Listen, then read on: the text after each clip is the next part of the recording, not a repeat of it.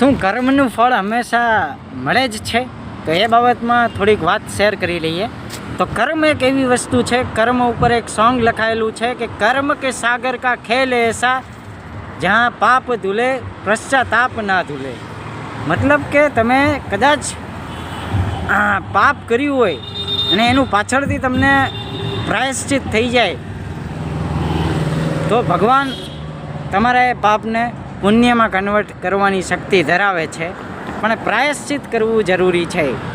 તમે પ્રાયશ્ચિત ના કરો અને તમારી પોતાની જીદ ઉપર અડીગ રહો કે નહીં મારી વાત જ સાચી છે અને હું પણ તમારામાં દેખાડો, તો પછી કરમ તો એનો બદલો લેશે જ, તે કુદરત તો એનો બદલો લેશે જ. માટે એવું સટીક કર્મ કરવું જોઈએ કે પોતાની અંતરાત્મા પણ ખુશ થાય, ભગવાન પણ ખુશ થાય અને પ્રકૃતિ માતા પણ ખુશ થાય.